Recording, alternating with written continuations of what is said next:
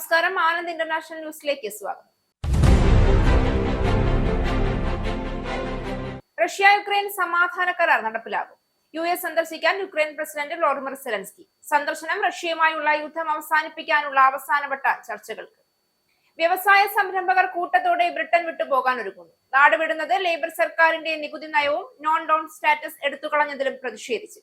അതിസമ്പന്നരെ ലക്ഷ്യമിട്ടുള്ള പ്രധാന നികുതി പരിഷ്കരണങ്ങൾ ബ്രിട്ടന് തലവേദനയാകുന്നു. UK-യിൽ NHS-ൽ ചികിത്സ ലഭിക്കാൻ രോഗികൾക്ക് കാത്തിരിക്കേണ്ടി വരുന്നത് മണിക്കൂറുകൾ. വെയിറ്റിംഗ് സമയം കുറയ്ക്കുമെന്ന ഹെൽത്ത് സെക്രട്ടറിയുടെ വാഗ്ദാനം പാഴ്വാക്കായി.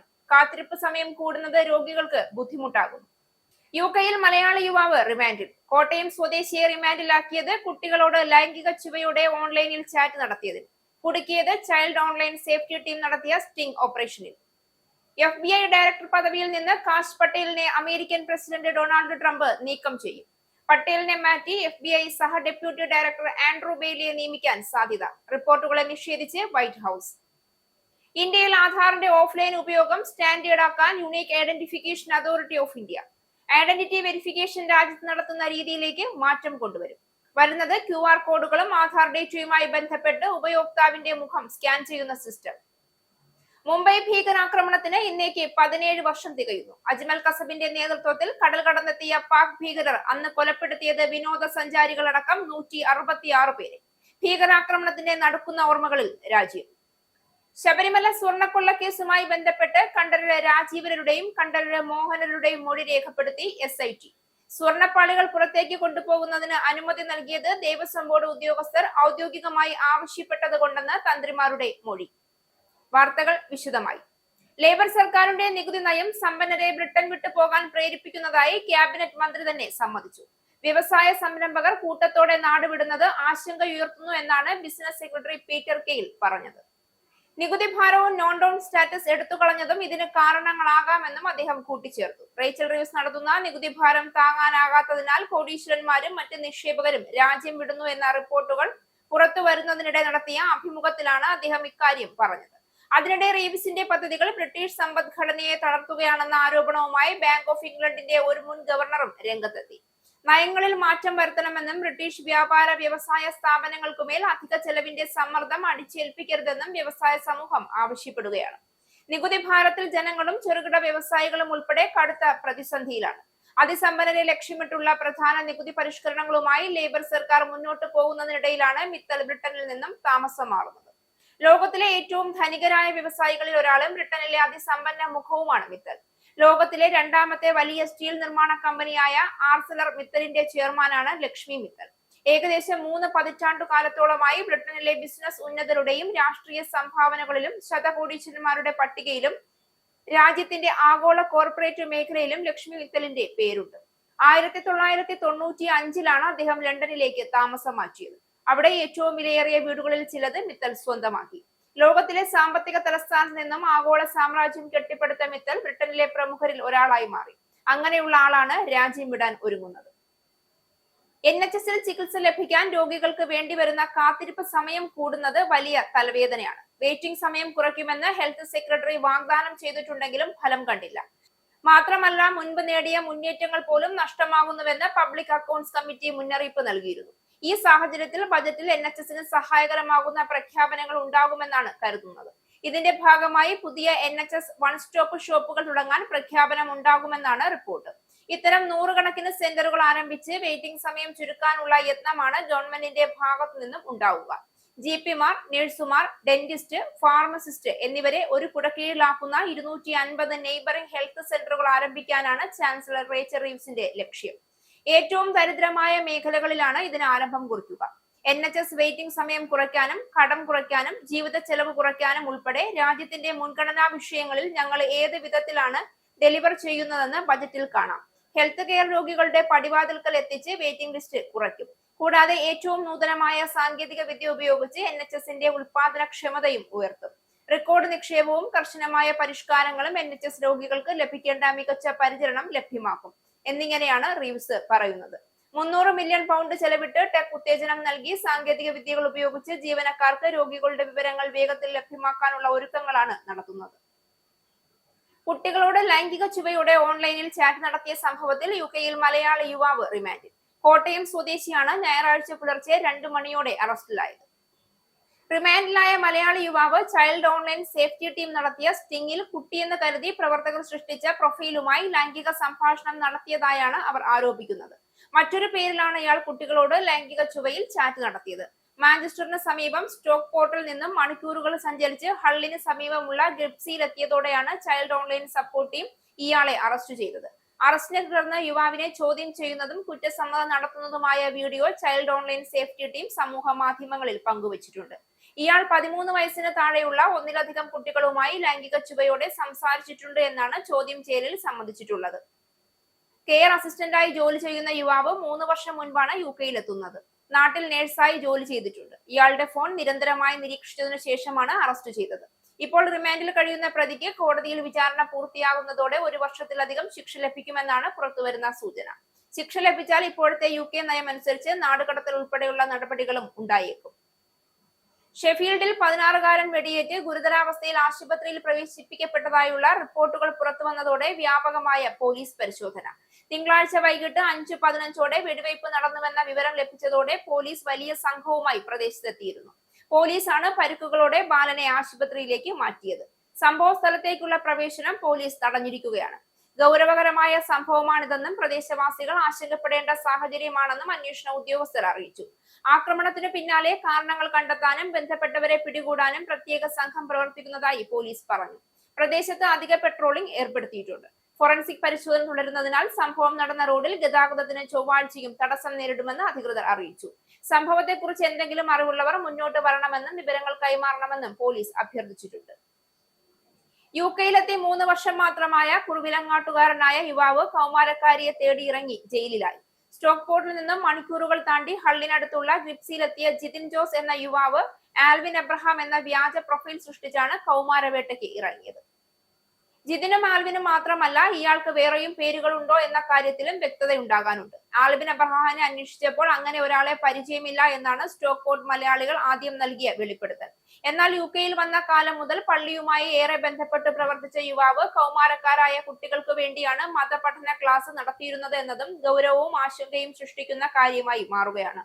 മുൻപ് UK-യിൽ പഠിക്കാൻ എത്തുന്ന ചെറുപ്പക്കാർ ഇത്തരം കുറ്റകൃത്യങ്ങളിൽ ഏർപ്പെടുന്നത് പതിവായിരുന്നെങ്കിലും നഴ്സിംഗ് പരിശീലനം ലഭിച്ച ഒരാൾ ഇത്തരം ക്രിമിനൽ പ്രവർത്തികളിൽ ഏർപ്പെടുന്നത് അപൂർവമാണ് മലയാളി സമൂഹത്തിൽ. നാട്ടിൽ നഴ്സിംഗ് പഠനം കഴിഞ്ഞ യുവാവ് UK-യിൽ കെയർ അസിസ്റ്റന്റായാണ് ജോലി ചെയ്തിരുന്നത്. ഇയാൾ ജോലി ചെയ്തിരുന്ന സ്ഥാപനത്തിൽ സമാനമായ ആരോപണം വല്ലതും നേരിട്ടിരുന്നോ എന്നതും ഇപ്പോൾ പോലീസ് അന്വേഷണത്തിന്റെ ഭാഗമാണ്.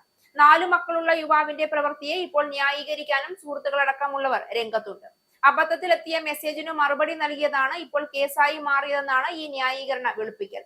എന്നാൽ കുറെ കാലമായി ഇയാൾ നിരീക്ഷണത്തിലായിരുന്നു എന്നതാണ് കോടതിയിൽ തെളിവുകളടക്കം എത്താനിരിക്കുന്ന കുറ്റപത്രം. കഴിഞ്ഞ ദിവസം മാഞ്ചസ്റ്റർ പള്ളിയിൽ കുർബാന മധ്യേ വൈദികൻ സൂചിപ്പിച്ചത് ഫോണിലെത്തുന്ന സന്ദേശങ്ങളോട് കരുതലോടെ പ്രതികരിക്കണമെന്നാണെങ്കിലും കരുതിക്കൂട്ടി ചെയ്ത പ്രവൃത്തിയാണ് യുവാവ് നടത്തിയത് എന്നാണ് അറസ്റ്റിനെ തുടർന്ന് പുറത്തുവരുന്ന വിവരം. ഇയാളുടെ ഫോൺ സദാ നിരീക്ഷണത്തിലായിരുന്നതും അറസ്റ്റിന് സഹായകരമായി. ഏകദേശം 10,000-ഓളം സ്ഥാപനങ്ങൾ അടച്ചുപൂട്ടുകയും 1.5 ലക്ഷത്തോളം പേർക്ക് തൊഴിൽ നഷ്ടപ്പെടുകയും ചെയ്യുന്ന സാഹചര്യം ഒരുങ്ങുമ്പോൾ ബ്രിട്ടനിലെ രാത്രികാല സമ്പദ് വ്യവസ്ഥ വൻ പ്രതിസന്ധി അഭിമുഖീകരിക്കുകയാണ്. സർക്കാർ അടിയന്തര ഇടപെടൽ നടത്തിയില്ലെങ്കിൽ ബ്രിട്ടന്റെ ഈ സാംസ്കാരിക അസ്തിത്വം എന്നേക്കുമായി ഇല്ലാതെയാകുമെന്ന് ഈ മേഖലയിലുള്ളവർ പറയുന്നു. വർദ്ധിച്ചു വരുന്ന ചെലവുകൾ, ഉപഭോക്താക്കളുടെ മാറുന്ന രീതികൾ എന്നിവയ്ക്കൊപ്പം റേച്ചൽ റീവ്സിന്റെ വരുന്ന ബജറ്റിൽ നികുതി വർധന ഉണ്ടാകുമെന്ന ആശങ്കയും ഈ മേഖലയെ പ്രതികൂലമായി ബാധിക്കുകയാണ് എന്നും അവർ ചൂണ്ടിക്കാണിക്കുന്നു. അടിത്തട്ടിലുള്ള സ്വതന്ത്ര മ്യൂസിക് വെന്യൂകളെയാണ് ഈ പ്രതിസന്ധി കൂടുതലായി ബാധിക്കുന്നത്. ബ്രിട്ടന്റെ സർഗാത്മകതയുടെയും സാംസ്കാരിക വ്യവസ്ഥയുടെയും നട്ടെല്ലായാണ് ഇവ അറിയപ്പെടുന്നത്. ഉയർന്നു വരുന്ന പ്രതിഭകൾക്ക് വേദികൾ ഒരുക്കുന്നത് ഇവയാണ്. മാത്രമല്ല ബ്രിട്ടന്റെ 7.6 ബില്യൺ മൂല്യമുള്ള സംഗീത വ്യവസായ മേഖലയിലേക്ക് നവാഗത പ്രതിഭകൾ എത്തുന്നതും ഇതുവഴിയാണ്. ബീറ്റിൽസിലെയും റോളിംഗ് സ്റ്റോണിലെയും ഒക്കെ സൂപ്പർ ഗായകർ ഇത്തരത്തിലുള്ള മ്യൂസിക് വെന്യൂകളിലൂടെയാണ് ആഗോള പ്രശസ്തിയിലേക്ക് ഉയർന്നത്. ഇത്തരം സെന്ററുകൾ അടച്ചുപൂട്ടുന്നതിന്റെ പ്രത്യാഘാതം പ്രാദേശിക സംസ്കാരം കുത്തിയൊലിച്ചു പോകുന്നതിലോ സർഗാത്മകത നശിക്കുന്നതിലോ മാത്രം ഒതുങ്ങില്ല. മറിച്ച് അത് പല പട്ടണങ്ങളുടെയും നഗരങ്ങളുടെയും സാമൂഹിക ഘടന തന്നെ അടപടലം അട്ടിമറിക്കും. പാതിരാത്രി കഴിഞ്ഞും പ്രവർത്തിക്കുന്ന music venue, bar, night club, casinos തുടങ്ങിയ സ്ഥാപനങ്ങൾ ഉൾക്കൊള്ളുന്ന നൈറ്റ് ടൈം എക്കണോമിയിൽ 2020 മാർച്ച് മുതൽ 28% ഇടിവുണ്ടായി എന്നാണ് കണക്കുകൾ വ്യക്തമാക്കുന്നത്. കഴിഞ്ഞ 12 മാസക്കാലത്തിനിടയിൽ മാത്രം ഉണ്ടായത് 4.6% ഇടിവാണ്. നോ മൊബൈൽ ഫോൺ നയവുമായി പ്രവർത്തനം ആരംഭിച്ച് വാർത്തകൾ ഇടം നേടിയ മാഞ്ചസ്റ്ററിലെ ഒരു നൈറ്റ് ക്ലബ്ബ് നിയമം ലംഘിക്കുന്നവർക്ക് കർശന മുന്നറിയിപ്പുമായി രംഗത്തെത്തിയിരിക്കുകയാണ്. കഴിഞ്ഞ ഒരു വർഷമായി ലോക പ്രശസ്ത ഡിജെകൾക്ക് വേദിയൊരുക്കിയ ആംബേഴ്സിന് DJ മാക് അവാർഡ്സിൽ ഏറ്റവും നല്ല ക്ലബിനുള്ള നാമനിർദ്ദേശം ലഭിക്കുകയും ചെയ്തിട്ടുണ്ട്. ആളുകൾക്ക് സംഗീതത്തിൽ കൂടുതൽ ശ്രദ്ധ ചെലുത്താനുള്ള സാഹചര്യം ഒരുക്കുന്നതിനും വൈബ് നഷ്ടപ്പെടാതെ സൂക്ഷിക്കുന്നതിനുമാണ് മൊബൈൽ ഫോൺ നിരോധിച്ചതെന്നാണ് ക്ലബ്ബ് അധികൃതർ പറയുന്നത്. എന്നാൽ ക്ലബിനകത്ത് നടക്കുന്ന പരിപാടികളുടെ വീഡിയോകൾ ടിക്ടോക്ക് ഉൾപ്പെടെയുള്ള സമൂഹ മാധ്യമങ്ങളിൽ വരുന്നത് ശ്രദ്ധയിൽപ്പെട്ടതോടെയാണ് അധികൃതർ കൂടുതൽ കർശന സമീപനവുമായി എത്തിയിരിക്കുന്നത്. ഫോണുകളുമായി ക്ലബിനകത്ത് കടന്ന് അവിടുത്തെ പരിപാടികൾ ക്യാമറയിൽ പകർത്തുന്നത് ശ്രദ്ധയിൽപ്പെട്ടാൽ അവരെ ഉടനടി ക്ലബിൽ നിന്നും പുറത്താക്കുമെന്നാണ് അധികൃതർ നൽകുന്ന മുന്നറിയിപ്പ്. നിങ്ങൾക്ക് വീണ്ടും ഒരു അവസരം ലഭിക്കില്ല എന്നും ക്ലബിന്റെ സഹസ്ഥാപകനായ ജെറമി അബ്ബോട്ട് പറയുന്നു. ക്ലബിലെത്തുന്നവരിൽ 90% പേരും നിയമങ്ങൾ അനുസരിക്കുന്നവരാണെന്നും അത് ലംഘിക്കുന്ന വളരെ ചെറിയൊരു ന്യൂനപക്ഷത്തെ ക്ലബിനകത്ത് അനുവദിക്കില്ല എന്നും അദ്ദേഹം ഉറപ്പിച്ചു പറയുന്നു. FBI ഡയറക്ടർ കാഷ് പട്ടേലിനെ പദവിയിൽ നിന്ന് നീക്കാൻ അമേരിക്കൻ പ്രസിഡന്റ് ഡൊണാൾഡ് ട്രംപ് ആലോചിക്കുന്നുവെന്ന റിപ്പോർട്ടുകൾ വൈറ്റ് ഹൌസ് ശക്തമായി നിഷേധിച്ചു. പട്ടേലിനെ മാറ്റി FBI സഹ ഡെപ്യൂട്ടി ഡയറക്ടർ ആൻഡ്രൂ ബെയ്ലിയെ നിയമിക്കാൻ സാധ്യതയുണ്ടെന്ന മാധ്യമ വാർത്തകൾക്ക് മറുപടിയായാണ് വൈറ്റ് ഹൌസ് നിലപാട് വ്യക്തമാക്കിയത്. ഈ വാർത്ത പൂർണ്ണമായും കെട്ടുകഥയാണ് എന്ന് White House press secretary Karoline Leavitt എക്സിൽ പ്രതികരിച്ചു. സമൂഹ മാധ്യമങ്ങളിലെ ചില പോസ്റ്റുകളും സർക്കാർ ജെറ്റ് സ്വകാര്യ ആവശ്യങ്ങൾക്ക് ഉപയോഗിച്ചെന്ന ആരോപണങ്ങളും അടക്കമുള്ള വിവാദങ്ങളുടെ പശ്ചാത്തലത്തിൽ പട്ടേലിന്റെ സ്ഥാനഭീഷണി സംബന്ധിച്ച അഭ്യൂഹങ്ങൾ പരന്നിരുന്നു. മിസൂരി മുൻ അറ്റോർണി ജനറലായ ആൻഡ്രൂ ബെയ്ലിയെ പട്ടേലിനും മറ്റൊരു സഹ ഡെപ്യൂട്ടി ഡയറക്ടറായ ഡാൻ ബോംഗിനോടൊപ്പം പകരക്കാരനായി പരിഗണിക്കുന്നതായി ചില റിപ്പോർട്ടുകൾ സൂചിപ്പിച്ചിരുന്നു. എന്നാൽ FBI ഇതു സംബന്ധിച്ച ചോദ്യങ്ങൾക്ക് ഉടൻ പ്രതികരിച്ചില്ല. അതേസമയം കഴിഞ്ഞ ആഴ്ച ഫോക്സ് ന്യൂസ് റേഡിയോയ്ക്ക് നൽകിയ അഭിമുഖത്തിൽ ട്രംപ് പട്ടേലിനെ പ്രശംസിക്കുകയും അദ്ദേഹത്തിന് വളരെയധികം ആത്മവിശ്വാസമുണ്ടെന്ന് വ്യക്തമാക്കുകയും ചെയ്തു.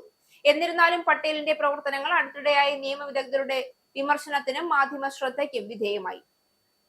തുടർന്നുകൊണ്ടിരിക്കുന്ന അന്വേഷണത്തെക്കുറിച്ച് സമൂഹ മാധ്യമങ്ങളിൽ വിവരങ്ങൾ പങ്കുവച്ചതും തന്റെ സുഹൃത്ത് കൂടിയായ സംഗീതജ്ഞ അലക്സിസ് വിൽക്സിനെ സംരക്ഷിക്കാൻ സ്വാറ്റ് സംഘത്തെ വിന്യസിച്ചതുമെല്ലാം ചർച്ചയായി. സർക്കാർ ജെറ്റ് സ്വകാര്യ യാത്രകൾക്ക് ഉപയോഗിച്ചെന്ന ആരോപണവും ഉയർന്നു. ഹൈ പ്രൊഫൈൽ കേസുകളെ കുറിച്ചുള്ള ഇത്തരം നടപടികൾ FBI ഡയറക്ടറുടെ ചുമതലകൾക്ക് യോജിച്ചതാണോ എന്ന ചോദ്യങ്ങളും ഉയരുന്നുണ്ടെങ്കിലും പട്ടേലിനെ പുറത്താക്കുന്ന കാര്യം പരിഗണനയില്ല എന്നാണ് വൈറ്റ് ഹൌസിന്റെ ഇപ്പോഴത്തെ ഉറച്ച നിലപാട്. ജെഫ്രി എപ്സ്റ്റൈൻ അന്വേഷണ ഫയലുകൾ പുറത്തുവിടുന്നതിന് ഉദാസീനത കാണിച്ച അമേരിക്കൻ നീതിന്യായ വകുപ്പിന്മേൽ ഫെഡറൽ കോടതി കടുത്ത നിരീക്ഷണം ആരംഭിച്ചു. എപ്സ്റ്റൈൻ ഫയൽസ് ട്രാൻസ്പെറൻസി ആക്ട് പ്രകാരം ഡിസംബർ 19 അവസാന തീയതി അടുക്കുമ്പോൾ ബന്ധപ്പെട്ട രേഖകൾ കൈമാറുന്നതിൽ അനാവശ്യ വൈകിപ്പിക്കൽ കണ്ടതിനെ തുടർന്ന് രേഖകൾ വേഗത്തിൽ പ്രോസസ് ചെയ്യണമെന്ന് കോടതി തിങ്കളാഴ്ച ഉത്തരവിട്ടു. ട്രംപ് ഭരണകൂടം ജൂലൈയിൽ എപ്സ്റ്റൈൻ കേസ് ഫയലുകൾ പുറത്തുവിടില്ല എന്ന തീരുമാനത്തിലേക്ക് തിരിഞ്ഞതിന്റെ പിന്നിൽ എന്താണ് ഉണ്ടായതെന്ന സംശയങ്ങൾ ശക്തമായപ്പോൾ ഡെമോക്രസി ഫോർവേഡ് എന്ന നിയമസഹായ സംഘടനയാണ് വിവരാവകാശ അപേക്ഷയും തുടർന്ന് നിയമ നടപടിയും ആരംഭിച്ചത്. അറ്റോർണി ജനറൽ പാംബോണ്ടി ക്ലയന്റ് ലിസ്റ്റ് തന്റെ മേശപ്പുറത്തുണ്ട് എന്നും അത് പരിശോധിക്കാമെന്നും പറഞ്ഞ് തെറ്റിദ്ധരിപ്പിക്കലാണോ എന്ന് ട്രംപിന്റെ പേര് ഫയലുകളിൽ പ്രത്യക്ഷപ്പെട്ടതും തീരുമാനം മാറ്റാൻ കാരണമായോ എന്നതുമാണ് അപ്പീലിന് അടിസ്ഥാനമായത്. ഈ പ്രാധാന്യമുള്ള വിഷയത്തിൽ മാധ്യമ ശ്രദ്ധയും സർക്കാർ സത്യസന്ധതയെക്കുറിച്ചുള്ള പൊതുജന വിശ്വാസത്തെ ബാധിക്കുന്ന സംശയങ്ങളും നിലനിൽക്കുന്നതായി ചൂണ്ടിക്കാട്ടിയ ജഡ്ജി ഡാനിയ ചുട്കൻ അപേക്ഷയുടെ വലിയൊരു ഭാഗം അംഗീകരിച്ചു. ട്രംപും എപ്സ്റ്റൈനും തമ്മിലുള്ള ഇടപാടുകളെ കുറിച്ചുള്ള രേഖകൾ പുറത്തുവിടണമെന്ന ആവശ്യമാണ് വിഷയത്തിന്റെ കേന്ദ്ര ബിന്ദുവെന്ന് കോടതി വ്യക്തമാക്കി. ട്രംപിന്റെ പേര് ഫയലുകളിൽ ഉണ്ടെന്ന വിവരം പ്രസിഡന്റിന് ബോണ്ടി റിപ്പോർട്ട് ചെയ്തതിനു ശേഷം തീരുമാനമാറ്റം സംഭവിച്ചുവെന്ന മാധ്യമ റിപ്പോർട്ടുകളുമായി ആവശ്യപ്പെട്ട രേഖകൾക്ക് വ്യക്തമായ ബന്ധമുണ്ട് എന്ന് ജഡ്ജി ചുട്കൻ വിധിയിൽ നിരീക്ഷിച്ചു. വിസിൽ ബ്ലോവർ, ഫ്ലൈറ്റ് ലോഗ്സ് എന്നീ പദങ്ങൾ ഉൾപ്പെട്ട രേഖകളിലേക്ക് ആവശ്യപ്പെട്ട ഭാഗം അതിരു കടന്നതാണെന്ന് കണ്ടെത്തിയെങ്കിലും അപേക്ഷയുടെ ഭൂരിഭാഗവും കോടതി അംഗീകരിച്ചു. ഡിസംബർ 5 മുൻപായി നടപടികൾ സംബന്ധിച്ച് റിപ്പോർട്ട് സമർപ്പിക്കണമെന്നും കോടതി നിർദ്ദേശിച്ചു. അതേസമയം എപ്സ്റ്റൈനെയും ഗ്ലിസ്ലൈൻ മാക്സ്വെല്ലിനെയും സംബന്ധിച്ച വിചാരണകളിലെ ഗ്രാൻഡ് ജൂറി മൊഴികളും രേഖകളും പുറത്തുവിടാൻ 2 ഫെഡറൽ ജഡ്ജിമാരുടെ അനുമതി തേടിക്കൊണ്ട് DOJ സ്വന്തം നീക്കവും ആരംഭിച്ചു. എപ്സ്റ്റൈൻ ഫയലുകൾ പുറത്തുവിടാനുള്ള നിയമബാധ്യത പാലിക്കാൻ വേണ്ടിയാണ് ഇത്. റഷ്യയുമായി സമാധാന കരാറിന് യുക്രൈൻ സമ്മതിച്ചെന്ന് റിപ്പോർട്ട്. ഏതാനും ചെറിയ കാര്യങ്ങളിൽ മാത്രമേ തീരുമാനമാകുന്നുള്ളൂ എന്നും US ഉന്നത ഉദ്യോഗസ്ഥനെ ഉദ്ധരിച്ച് CNN റിപ്പോർട്ട് ചെയ്തു. അബുദാബിയിൽ റഷ്യൻ പ്രതിനിധികളുമായി US army secretary Dan Driscoll ചർച്ച നടത്തിയതിനു പിന്നാലെയാണ് സമാധാന കരാറിന് യുക്രൈൻ സമ്മതിച്ചെന്ന വിവരം പുറത്തുവന്നത്. അബുദാബിയിലുള്ള യുക്രൈൻ സംഘവുമായി ഡ്രിസ്കൽ ചർച്ച നടത്തിയിരുന്നു. റഷ്യ യുക്രൈൻ സമാധാന കരാർ സംബന്ധിച്ച ചർച്ചയിൽ വലിയ പുരോഗതി കൈവരിച്ചെന്നും എന്നാൽ ചില കാര്യങ്ങളിൽ കൂടുതൽ ചർച്ച ആവശ്യമാണെന്നും വൈറ്റ് ഹൌസ് ചൊവ്വാഴ്ച വ്യക്തമാക്കി. 3.5 വർഷമായി തുടരുന്ന യുദ്ധം അവസാനിപ്പിക്കാൻ ലക്ഷ്യമിട്ട് US, യുക്രൈൻ, യൂറോപ്പ് എന്നിവിടങ്ങളിൽ നിന്നുള്ള ജനപ്രതിനിധികൾ ഞായറാഴ്ച സ്വിറ്റ്സർലൻഡിലെ ജനീവയിൽ ചർച്ച നടത്തിയിരുന്നു. ജനീവയിൽ ചർച്ച ചെയ്ത കരാറിലെ പ്രധാന വ്യവസ്ഥകളിൽ പ്രതിനിധികൾ പൊതുധാരണയിലെത്തിയെന്ന് യുക്രൈന്റെ ദേശീയ സുരക്ഷാ സെക്രട്ടറി റുസ്തം ഉമറോവ് സമൂഹ മാധ്യമത്തിൽ കുറിച്ചു. സ്വിറ്റ്സർലൻഡിലെ പ്രാഥമിക ചർച്ചയിൽ സമാധാന പദ്ധതിയിലെ പിഴവുകൾ തിരുത്തിയതായും മൊത്തത്തിൽ പ്രതീക്ഷയുണ്ടെന്നും യുക്രൈൻ പ്രസിഡന്റ് വോളോഡിമർ സെലൻസ്കി പറഞ്ഞിരുന്നു. ചില കാര്യങ്ങളിൽ ട്രംപുമായി ചർച്ച നടത്താനുണ്ടെന്നും അദ്ദേഹം സൂചിപ്പിച്ചു. റഷ്യയുമായുള്ള യുദ്ധം അവസാനിപ്പിക്കാനുള്ള ചർച്ചകൾ നടത്താൻ യുക്രൈൻ പ്രസിഡന്റ് വോളോഡിമർ സെലൻസ്കി ഈ മാസം US സന്ദർശിച്ചേക്കുമെന്ന് യുക്രൈൻ സുരക്ഷാ മേധാവി റുസ്തം ഉമറോവ് ഏറ്റവും അനുയോജ്യമായ ആദ്യ തീയതിയിൽ സന്ദർശനം നടത്താൻ കഴിയുമെന്ന് പ്രതീക്ഷിക്കുന്നതായി അദ്ദേഹം പറഞ്ഞു. ഡൊണാൾഡ് ട്രംപ് മുന്നോട്ട് വെച്ച സമാധാന കരാറിലെ പ്രധാന നിബന്ധനകളിൽ അമേരിക്കയും യുക്രൈനും പൊതുവായ ധാരണയിലെത്തിയെന്നും ഉമറോവ് പറഞ്ഞു. ട്രംപ് സെലൻസ്കി ചർച്ചകളെക്കുറിച്ച് വൈറ്റ് ഹൌസ് ഇതുവരെ പ്രതികരിച്ചിട്ടില്ല. അബുദാബിയിൽ വെച്ച് റഷ്യൻ പ്രതിനിധികളുമായി തങ്ങളുടെ ഉദ്യോഗസ്ഥർ കൂടിക്കാഴ്ച നടത്തുമെന്ന് US സ്ഥിരീകരിച്ചു. യുക്രൈൻ സമാധാന ഉടമ്പടിക്ക് സമ്മതിച്ചു എന്ന് ഒരു US ഉദ്യോഗസ്ഥൻ BBCയോട് പറഞ്ഞു. ഇത് സംബന്ധിച്ച് ഇനിയും ചർച്ചകൾ നടക്കേണ്ടതുണ്ട് എന്നും അദ്ദേഹം കൂട്ടിച്ചേർത്തു. റഷ്യക്ക് നേട്ടമാകുന്ന സമാധാന പദ്ധതിക്ക് വഴങ്ങാൻ യുക്രൈനുമേൽ US സമ്മർദ്ദം ശക്തമാക്കിയിട്ടുണ്ട്. റഷ്യയുടെ അംഗീകാരത്തോടെ ട്രംപ് ഭരണകൂടം തയ്യാറാക്കിയ വെടിനിർത്തൽ കരാർ യുക്രൈൻ അംഗീകരിച്ചില്ല എങ്കിൽ ആയുധ സഹായം പിൻവലിക്കുമെന്ന് മുന്നറിയിപ്പ് നൽകിയിട്ടുണ്ട്. വരുന്ന വ്യാഴാഴ്ചയ്ക്കകം കരാറിൽ ഒപ്പിടണമെന്നാണ് അന്ത്യശാസനം. 100 ദിവസത്തിനകം യുക്രൈനിൽ തിരഞ്ഞെടുപ്പ് നടത്തണമെന്നും സൈനികരുടെ എണ്ണം കുറയ്ക്കണമെന്നും കരാറിലുണ്ട്. ഇംഗ്ലണ്ടിലെ കെന്റ് ഹിന്ദു സമാജത്തിന്റെ 13ാമത് വാർഷിക അയ്യപ്പ പൂജ 2025 നവംബർ 29-ാം തീയതി ശനിയാഴ്ച വൈകുന്നേരം 5 മണി മുതൽ രാത്രി 10 മണി വരെ കെന്റ് അയ്യപ്പ ടെമ്പിളിൽ നടക്കും. പരിപാടിയിൽ ഗണപതി പൂജ, ഭജന, വിളക്ക് പൂജ, പുഷ്പാലങ്കാരം, അഷ്ടോത്തര അർച്ചന, ശനിദോഷ പരിഹാരം, അയ്യപ്പ പൂജ, ദീപാരാധന, പടിപൂജ, ഹരിവരാസനം, പ്രസാദ വിതരണം, അന്നദാനം എന്നിവ ഉൾപ്പെടും. വിളക്ക് പൂജയിൽ പങ്കെടുക്കുവാൻ ആഗ്രഹിക്കുന്നവർ ഒരു നിലവിളക്ക്, ഒരു തേങ്ങ, പൂജയ്ക്കാവശ്യമായ പൂജാ പുഷ്പങ്ങളും, ശനിദോഷ പരിഹാര പൂജ നടത്തുവാൻ ആഗ്രഹിക്കുന്നവർ ഒരു തേങ്ങയും കൊണ്ടുവരണമെന്ന് ക്ഷേത്ര ഭാരവാഹികൾ അറിയിച്ചു. പങ്കെടുക്കാൻ ആഗ്രഹിക്കുന്ന ഭക്തജനങ്ങൾ കെന്റ് ഹിന്ദു സമാജം @gmail.com എന്ന ഇമെയിൽ വിലാസത്തിലേക്ക് മുൻകൂട്ടി രജിസ്റ്റർ ചെയ്യുകയോ ഇനി പറയുന്ന നമ്പറുകളിൽ ഏതിലെങ്കിലും ബന്ധപ്പെടുകയോ ചെയ്യണം. ഇനി പൗണ്ട്, യൂറോ, ഡോളർ, രൂപ ഇന്നത്തെ വിനിമയ നിരക്ക്. ഒരു പൗണ്ട് 117.63 ഇന്ത്യൻ രൂപ, ഒരു പൗണ്ട് 1.14 യൂറോ, ഒരു US ഡോളർ 89.21 ഇന്ത്യൻ രൂപ, ഒരു യൂറോ 103.33 ഇന്ത്യൻ രൂപ, ഒരു പൗണ്ട് 1.32 US ഡോളർ, ഒരു കനേഡിയൻ ഡോളർ 63.38 ഇന്ത്യൻ രൂപ. ഇനി ഒരു ഇടവേളയ്ക്ക് ശേഷം national news. Book your Indigo flight tickets easily and safely with Anand Travel. Call UK number 020-8548-4897. Indian cell number 918921120509. Or please mail to info@anandtravel.com. Have a happy journey. നമസ്കാരം, national ന്യൂസിലേക്ക് സ്വാഗതം. ആധാറിന്റെ offline ഉപയോഗം സ്റ്റാൻഡേർഡ് ആക്കാൻ unique identification authority of India തയ്യാറെടുക്കുന്നതായി report. രാജ്യത്ത് identity verification നടത്തുന്ന രീതിയിലായിരിക്കും മാറ്റം. ഹോട്ടലുകൾ, ഗേറ്റഡ് കമ്മ്യൂണിറ്റികൾ, റെസ്റ്റോറന്റുകൾ, പരീക്ഷാ കേന്ദ്രങ്ങൾ എന്നിവയിൽ പ്രവേശിക്കാൻ സ്കാൻ ആവശ്യപ്പെടുന്ന ഓഫ്ലൈൻ ആധാർ വെരിഫിക്കേഷനായി സർക്കാർ തയ്യാറെടുക്കുന്നതായാണ് റിപ്പോർട്ട്. വരാനിരിക്കുന്ന മാറ്റത്തിൽ QR കോഡുകളും ആധാർ ഡേറ്റയുമായി ബന്ധപ്പെട്ട് ഉപയോക്താവിന്റെ മുഖം സ്കാൻ ചെയ്യുന്ന പ്രൂഫ് ഓഫ് സയൻസസ് സിസ്റ്റവും ഉപയോഗിക്കും. UIDAI സെർവറുകളിലേക്ക് തത്സമയ ഇന്റർനെറ്റ് കണക്ഷൻ ആവശ്യമില്ലാതെ തന്നെ വെരിഫിക്കേഷൻ നടത്താം. നിലവിലുള്ള മുഖം പ്രാമാണീകരണ ഉപകരണങ്ങളിൽ നിന്ന് വ്യത്യസ്തമായിരിക്കും പുതിയ സംവിധാനം. ആധാർ പരിശോധനകൾ ഓഫ്ലൈനായി നടത്താൻ ഉപയോക്താക്കളെ അനുവദിക്കുന്ന ഒരു പുതിയ ആധാർ ആപ്പ് പുറത്തിറക്കാനുള്ള ഒരുക്കത്തിലാണ് എന്ന് UIDAI അറിയിച്ചിരുന്നു. പ്രീ ലോഞ്ച് ടെസ്റ്റിംഗ് ഘട്ടങ്ങളിൽ QR അടിസ്ഥാനമാക്കിയുള്ള പ്രാമാണീകരണം പ്രാപ്തമാക്കുന്നതിനും ഉപയോക്താക്കൾക്ക് ഡിജിറ്റൽ ആധാർ കൊണ്ടുപോകാൻ അനുവദിക്കുന്നതിനും പ്രസക്തമല്ലാത്ത വിവരം മറച്ചുവെക്കാനും സാധ്യമാകുന്ന സ്വകാര്യതാ സുരക്ഷാ സംവിധാനങ്ങൾ വാഗ്ദാനം ചെയ്തിരുന്നു. ആപ്പ് എപ്പോൾ പുറത്തിറങ്ങുമെന്ന് UIDAI കൃത്യമായി വ്യക്തമാക്കിയിട്ടില്ല. നിയമപരമായി രജിസ്റ്റർ ചെയ്ത ഏതൊരു സ്ഥാപനത്തിനും ഓഫ്ലൈൻ വെരിഫിക്കേഷൻ സീക്കിംഗ് എൻറ്റിറ്റി ആകുന്നതിന് അപേക്ഷിക്കാം. തുടർന്ന് ഒരു വ്യക്തിയെ പരിശോധിക്കുന്നതിനാവശ്യമായ QR-ഉം ആപ്പ് അധിഷ്ഠിത സാങ്കേതിക വിദ്യയും സംയോജിപ്പിക്കേണ്ടി വരും. ഇതിനായി സ്ഥാപനങ്ങളിൽ നിന്ന് ഫീസ് ഈടാക്കും. മുംബൈ ഭീകരാക്രമണത്തിന്റെ നടുക്കുന്ന ഓർമ്മകളിൽ രാജ്യം. ലോകം നടുങ്ങിയ ആക്രമണം നടന്നിട്ട് ഇന്നേക്ക് 17 വർഷം തികയുകയാണ്. അജ്മൽ കസബിന്റെ നേതൃത്വത്തിൽ കടൽ കടന്നെത്തിയ പാക് ഭീകരർ കൊലപ്പെടുത്തിയത് വിനോദസഞ്ചാരികളടക്കം 166 പേരെയാണ്. ഭീകരരെ കീഴടക്കിയത് 3 ദിവസം നീണ്ട ഏറ്റുമുട്ടലിനൊടുവിലാണ്. ആ നടുക്കുന്ന ഓർമ്മ ഇന്നും മഹാനഗരത്തിൽ നിന്ന് മായാതെ നിൽക്കുന്നു. ഭീകര സംഘടനയായ ലഷ്കർ ഇ തൊയ്ബയുടെ 10 തീവ്രവാദികൾ ചേർന്ന് 3 ദിവസത്തോളമാണ് മുംബൈയെ വിറപ്പിച്ചത്.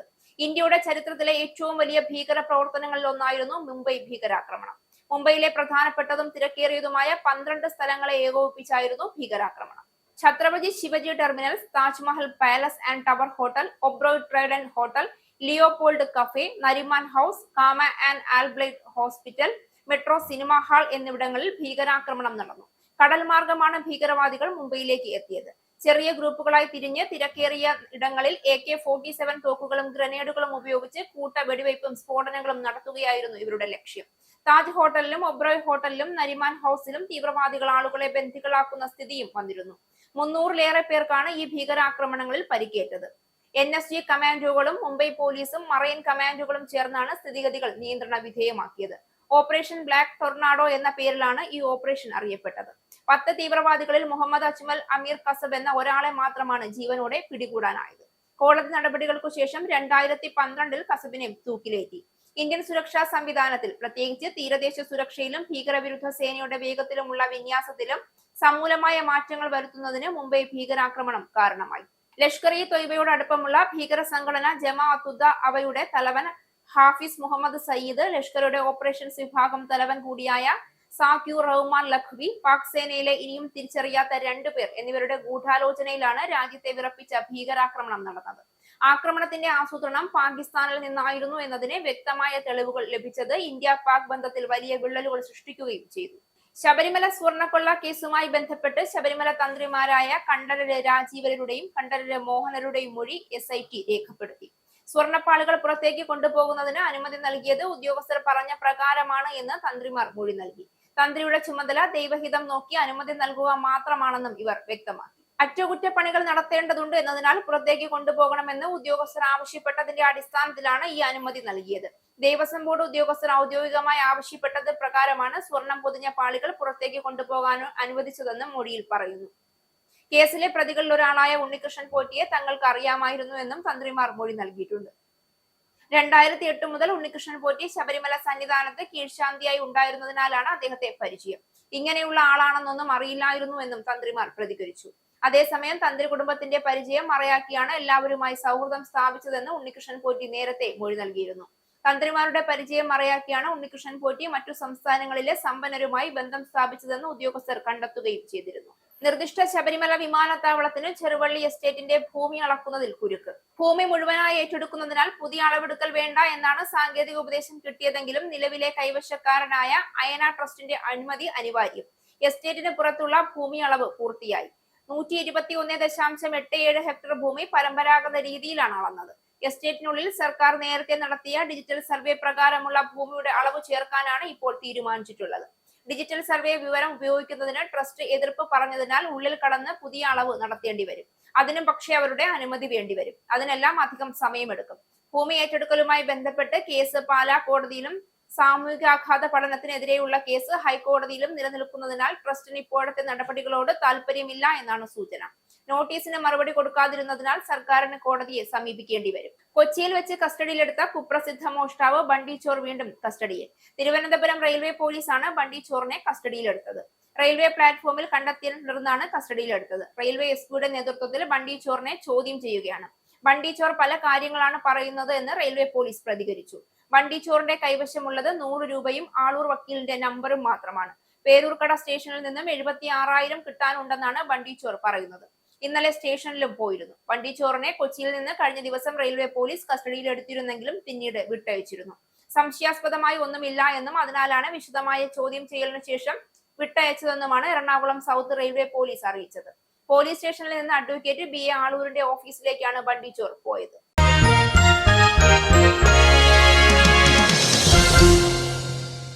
'2026 ലോകകപ്പിന്റെ ബ്രാൻഡ് അംബാസിഡറായി മുൻ ഇന്ത്യൻ ക്യാപ്റ്റൻ രോഹിത് ശർമ്മയെ തിരഞ്ഞെടുത്തു.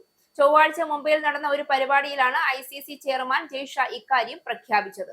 ടൂർണമെന്റിന്റെ ഷെഡ്യൂളും ചടങ്ങിൽ പ്രഖ്യാപിച്ചു. അടുത്ത വർഷം ഫെബ്രുവരി 7 മുതൽ മാർച്ച് 8 വരെയാണ് ടൂർണമെന്റ്. ഇന്ത്യയും ശ്രീലങ്കയും സംയുക്തമായാണ് ടൂർണമെന്റിന് ആതിഥേയത്വം വഹിക്കുന്നത്. 2007-ൽ MS ധോണിയുടെ കീഴിൽ ഇന്ത്യ പ്രഥമ T20 ലോകകപ്പ് കിരീടമുയർത്തിയപ്പോൾ ടീമിൽ അംഗമായിരുന്നു രോഹിത്. 2024-ൽ T20 ലോകകപ്പ് നേടിയ ഇന്ത്യൻ ടീമിന്റെ ക്യാപ്റ്റനും രോഹിത് ആയിരുന്നു.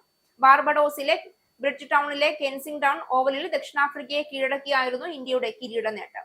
2 2020 ലോകകപ്പ് നേടിയ ഏക ഇന്ത്യൻ താരമാണ് രോഹിത്. 2024 കിരീട വിജയത്തിനു പിന്നാലെ രോഹിത് 2020 ഫോർമാറ്റിൽ നിന്ന് വിരമിച്ചിരുന്നു. പ്രധാന വാർത്തകൾ ഒരിക്കൽ കൂടി. റഷ്യ-യുക്രൈൻ സമാധാന കരാർ നടപ്പിലാകും. US സന്ദർശിക്കാൻ യുക്രൈൻ പ്രസിഡന്റ് വ്ളോഡിമിർ സെലൻസ്കി. സന്ദർശനം റഷ്യയുമായുള്ള യുദ്ധം അവസാനിപ്പിക്കാനുള്ള അവസാനവട്ട ചർച്ചകൾക്ക്. വ്യവസായ സംരംഭകർ കൂട്ടത്തോടെ ബ്രിട്ടൻ വിട്ടുപോകാൻ ഒരുങ്ങുന്നു. നാടുവിടുന്നത് ലേബർ സർക്കാരിന്റെ നികുതി നയവും നോൺ ഡൗൺ സ്റ്റാറ്റസ് എടുത്തുകളഞ്ഞതിലും പ്രതിഷേധിച്ച്. അതിസമ്പന്നരെ ലക്ഷ്യമിട്ടുള്ള പ്രധാന നികുതി പരിഷ്കരണങ്ങൾ ബ്രിട്ടന് തലവേദനയാകുന്നു.